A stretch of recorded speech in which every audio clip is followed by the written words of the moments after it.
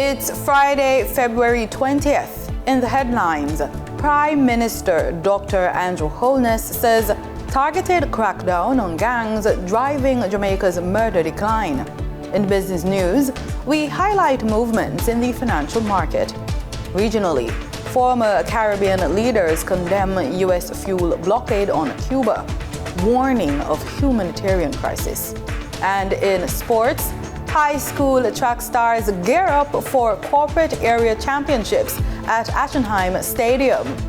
This is the weekend news on PBC Jamaica. I'm Simone Absalom Gale.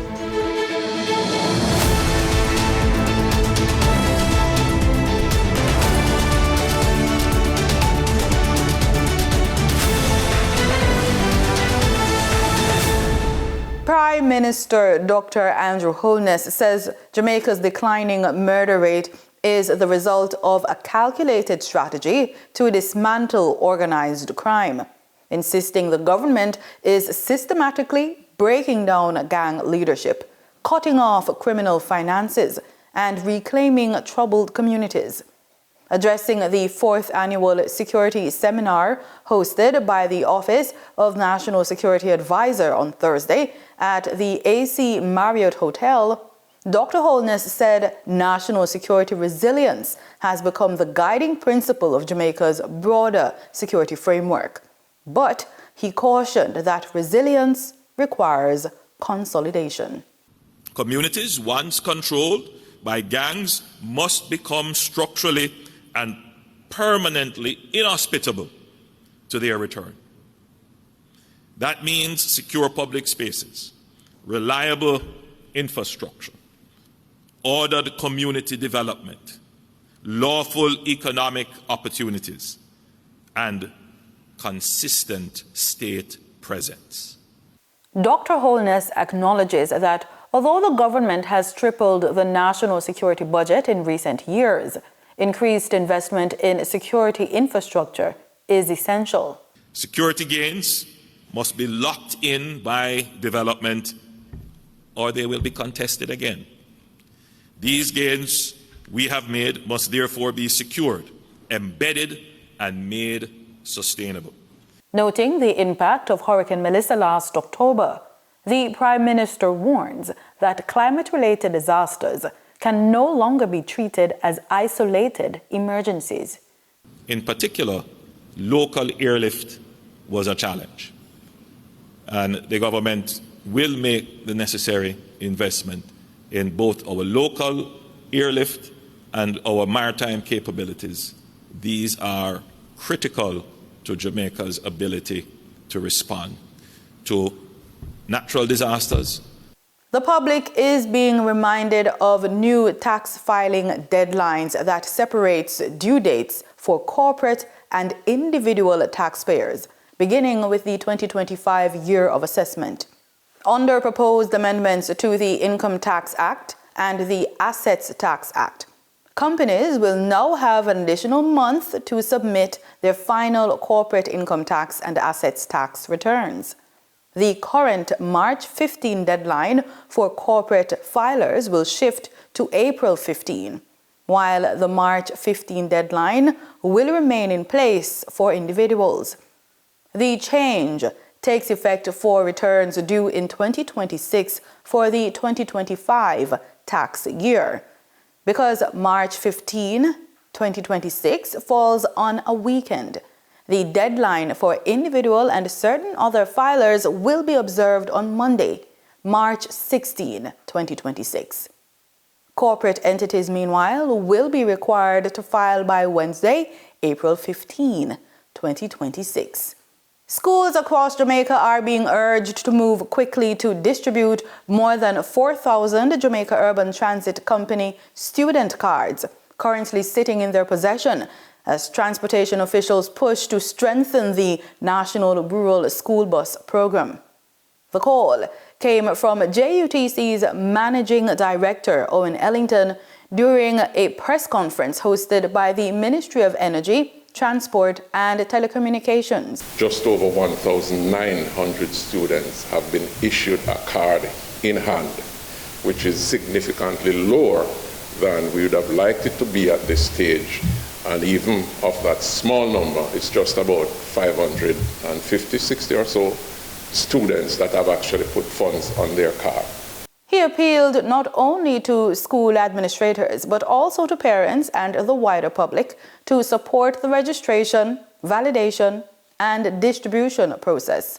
We estimate that we are moving 16,000 children per day in this phase. We'd like to see the numbers around that figure. We're also appealing to the schools, through the administration of schools, to distribute the cards to children, because cards are sitting in schools now. The student card allows beneficiaries to travel at a subsidized flat rate of $50 per trip. The JUTC began collecting the reduced fares under the National Rural School Bus Program on February 1. Literacy in Jamaica is evolving as schools combine traditional reading and writing with digital tools to better prepare students for today's world. Educators say the blended approach is strengthening critical thinking and creativity, while early results point to improved learning outcomes. Let's learn how.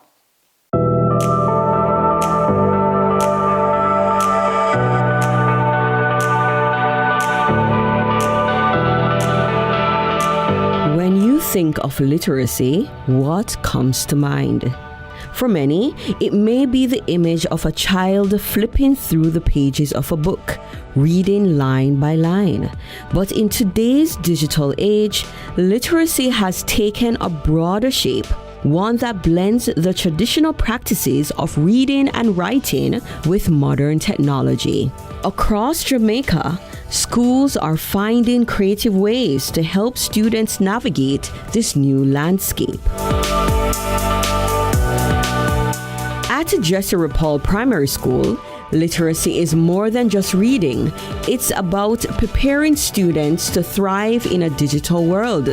And so, teachers as well as administrators are redefining how children learn, building confident readers, thinkers, and content creators with the use of digital tools. A recent Literacy Day highlighted these outcomes.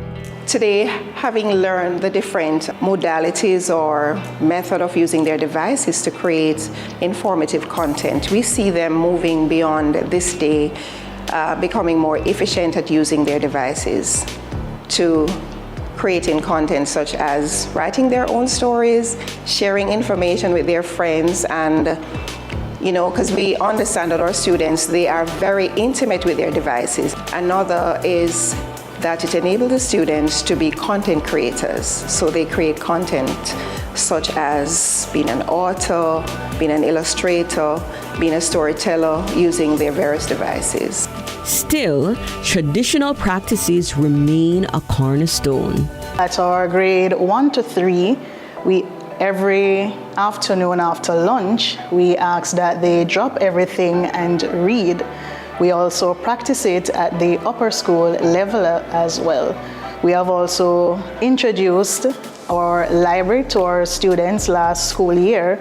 So our students do have sessions with our librarian to assist in developing their literacy skills. And this year we have all grades currently creating an intervention plan for critical thinking. Writing is very important in literacy, and so it is also one of our focus areas this year to ensure that all our students are able to form their letters properly, write a proper sentence, and of course to create essays, letter writing, and so forth. Through read aloud sessions, peer readings, and small group activities, Jesserapol is showing that literacy in the digital era is both innovative and inclusive. We will continue our look at how Jamaica is shaping literacy in the digital era in subsequent newscasts. Time now for our Reggae Month feature, Reggae Facts with Joan Andrea Hutchinson. Reggae Facts.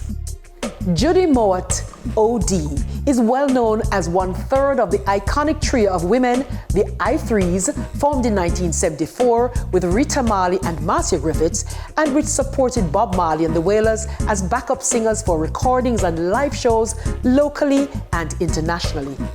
But Judy Mowat started her career in the industry as a dancer, oh yes, as a dancer, performing all across Jamaica with her group, the Estrita Dancers, which she joined at the age of 13.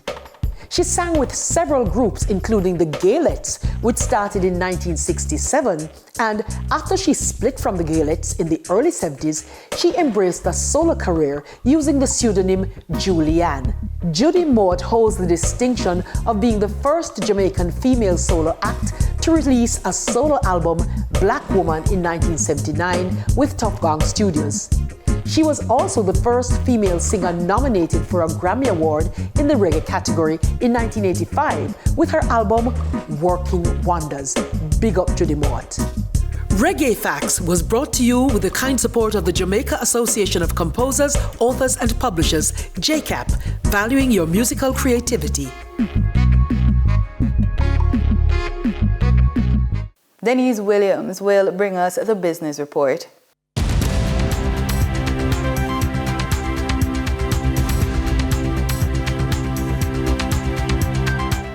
Welcome to today's business report. I'm Denise Williams, bringing you the development shaping markets, capital access and business decision making across Jamaica and the region. Let's get into the stories that matter.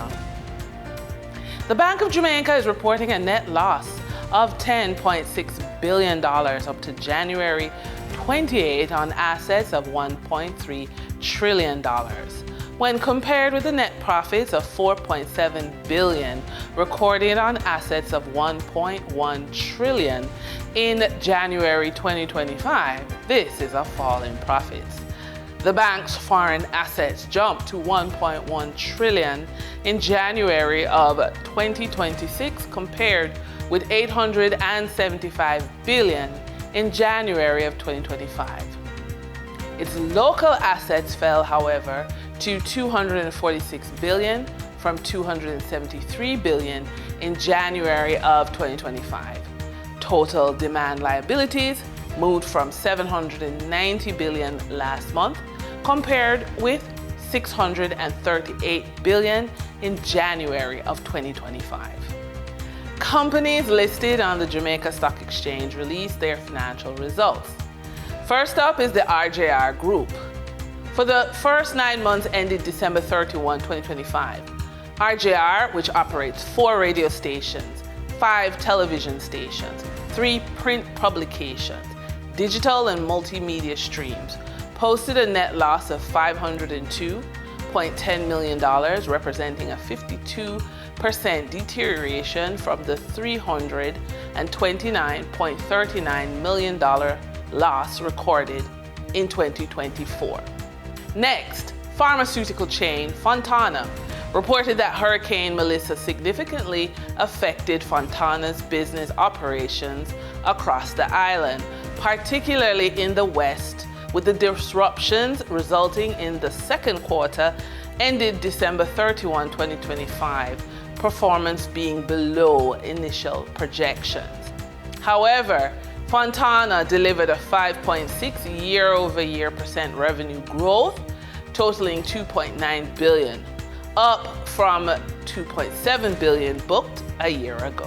And finally, Access Financial Services is reporting lower profits for the 9 months ended December, despite modest revenue growth. The company posted consolidated net profit after tax of $320 million, down 9%, or $33 million compared to the same period last year. The decline was largely due to higher operating expenses, which rose 7%. For the trading period of February 19, 2026, the most actively traded securities were Separate Limited with 5,792,653 units, representing 16.42% of market sales activities. Trans Jamaica Highway Limited, Jamaican dollar shares with 5,100,000 483,807 units, representing 15.54% of market sales activities.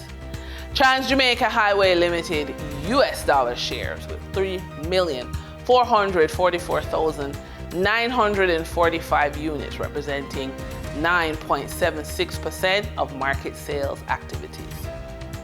Investor activity remained concentrated in transportation plays, signaling continued interest in dividend-producing and strategic assets.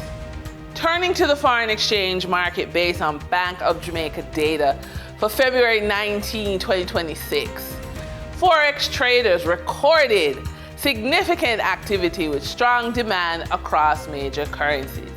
For the US dollar, trading margins reflected steady liquidity, with the US selling at $156.93 and buying at $155.17. For the Canadian dollar, moderate gains, supported by 95 cents transaction spreads, meant the Canadian dollar sold for $115.47 and was bought for $114.52.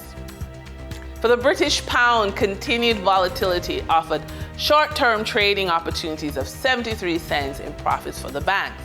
The British pound sold for $210.98 and was bought for $210.25. These movements underscore the importance of cash flow timing and currency awareness for businesses managing import costs, debt servicing, or overseas exposure.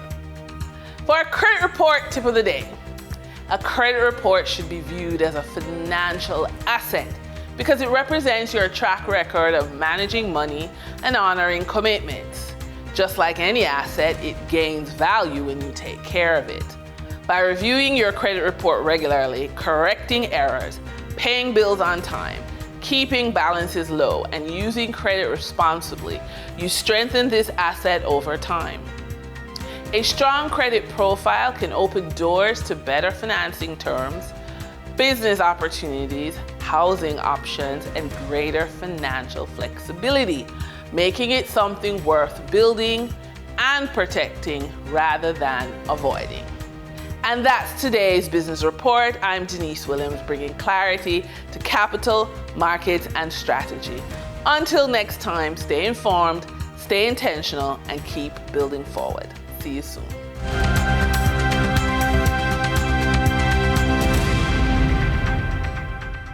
In regional news, a group of former Caribbean heads of government has issued a strong joint statement condemning what they call a, quote, catastrophic fuel blockade, end quote, against Cuba, warning that the island's 11 million people could face severe humanitarian consequences.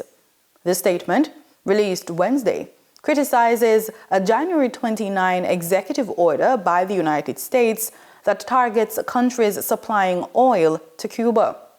The former leaders described the move as a form of economic warfare, one that risks worsening an already fragile humanitarian situation on the island. Signatories of the appeal include Jamaica's Bruce Golding and PJ Patterson, St. Lucia's Kenny Anthony, Barbados's Frundell Stewart, Guyana's Donald Romatar, Trinidad and Tobago's Keith Rowley, Grenada's Tillman Thomas, and Dominica's Edison James. As Guyana marks the anniversary of the Geneva Agreement, the government is rejecting Venezuela's latest claims before the International Court of Justice, calling them legally unfounded and misleading. Officials maintain that the judicial process is fully in keeping with the agreement and are urging Venezuela to respect international law as Guyana continues to defend its sovereignty through the court. As the nation marks 60 years since the signing of the Geneva Agreement, Guyana has dismissed Venezuela's assertions, questioning the validity of the current case before the International Court of Justice, ICJ, describing them as legally unfounded and misleading. Guyana maintains that the judicial proceedings are fully consistent with the Geneva Agreement, which provides a clear framework for the peaceful resolution of Venezuela's claim against the 1899 arbitral award. The government has stressed that the agreement does not nullify the award, nor does it grant Venezuela any unilateral authority over Guyana's Essequibo region. Instead, it expressly authorizes a lawful process that culminates in a final and binding decision by the ICJ. The Geneva Agreement was signed on February 17, 1966 by the United Kingdom and the Bolivarian Republic of Venezuela, and was later acceded to by Guyana at independence on May 26, 1966. It is a binding international treaty deposited with the United Nations and grounded in the principles of international law and the UN Charter. The agreement followed Venezuela's 1962 reversal of its long-standing acceptance of the 1899 Arbitral Award, which has definitively established the land boundary between Guyana and Venezuela, and was honored by both sides for more than 6 decades. That boundary was physically demarcated in 1905 and remained undisputed until Venezuela changed its position. Under Articles 1 to 4 on the Geneva Agreement, several dispute resolutions mechanisms were pursued over the years. Guyana initiated proceedings before the court in March 2018, seeking a final ruling affirming the validity of the 1899 Arbitral Award and the boundary it established.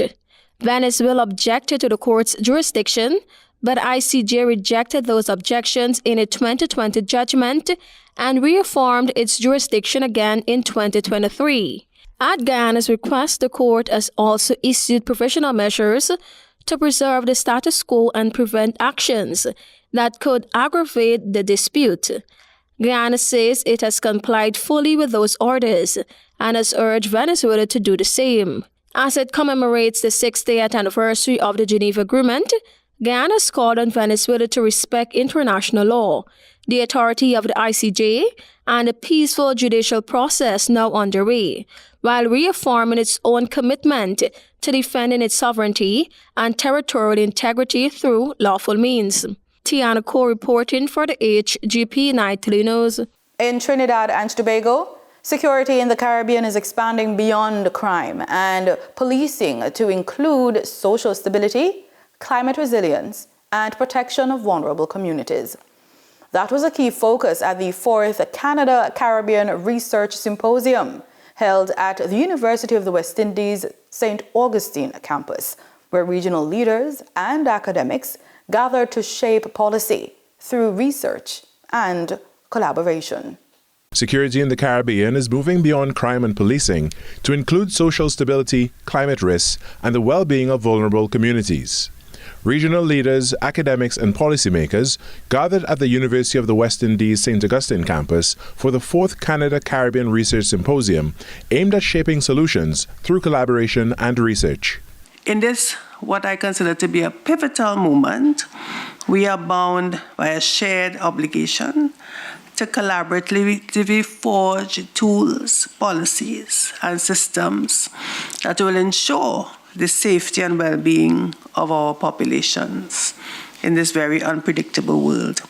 And our academic community is actively shaping regional and sometimes global discussions. Professor Bell-Antoine says universities are increasingly playing a central role in shaping public policy and guiding regional responses to global challenges. In keeping with the government's mandate, Parliamentary Secretary in the Ministry of the People, Social Development and Family Services, Dr. Natalie Chaitan Maharaj, emphasized the importance of investing in people as part of a broader national security strategy. Security today extends far beyond borders and law enforcement. It encompasses economic stability, social resilience, food and health systems, climate preparedness, and the well-being of our most vulnerable citizens, which is near and dear to me and to our ministry. As a region, we continue to confront long-standing challenges like poverty, inequality, and social vulnerabilities that can undermine community stability. The symposium also highlights the long-standing partnership between Canada and the Caribbean, bringing together researchers and institutions from both regions. It's important because it is a research symposium, really bringing some of the best minds from across the Caribbean region and what I'll call today the region of Canada, made up of all these provinces. So in many ways, we are two regions when we think of it that way. I also bring greetings from a vibrant and very, very warm population of Canadians who have strong ties to the Caribbean. Discussions are expected to inform future policy and strengthen collaboration as the region works to prepare for evolving social, economic, and technological challenges. Carrie Roberts, TZT News. In sports, we lead off with athletics. High school track and field athletes are competing in the two-day corporate area championships at Jamaica College's Ashenheim Stadium. Seen as a key warm-up for next month's Issa Grace Kennedy Boys and Girls Athletics Championships, the event promises 2 days of intense competition and top-tier performances. In the girls' division, defending champions Excelsior High School are expected to face stiff challenges from Immaculate Conception High, Wolmer's Girls' School, and Convent of Mercy Alpha in what promises to be an open and closely contested competition. On the boys' side, multiple-time defending champions Kingston College will be under pressure from Jamaica College, who are vying for their first ever corporate area title. Athletic fans can look forward to thrilling sprints, jumps, and throws as teams set the stage for what could be a memorable champs season. The ExxonMobil Guyana Global Super League has confirmed its window for 2026 with the third edition of the cross-border T20 competition scheduled to take place from July 23 to August 1. The tournament will return to its established home at the Guyana National Stadium in Providence, featuring 5 franchise teams competing for a winner's share of a $1 million prize purse. Since its inception, the GSL has looked to carve out a unique niche as an international cricket showdown, inviting high-performing teams from clubs in domestic leagues to compete in a neutral, centralized venue. The 2026 iteration follows a 25 season where the local favourites Guyana Amazon Warriors secured the title in a high-octane final against Bangladesh's Rangpur Riders. Sir Clive Lloyd, the West Indies legend, and GSL chairman noted the tournament's rapid ascent in T20 hierarchy. Open quote, in just 2 years, the GSL has established itself as a truly global competition, Lloyd said. Open quote, last year's final played before a packed stadium demonstrated a passion for cricket in Guyana and the strength of this tournament. From July 23rd to August 1, we look forward to welcoming 5 outstanding teams to Providence once again, end quote. The GSL is increasingly viewed as a key component of Guyana's sporting destination strategy, bridging the gap between the Caribbean Premier League and international cricket. Further details regarding 2026 fixtures and the full roster of teams are expected to be released in the incoming months. For the newsroom, Akim Green.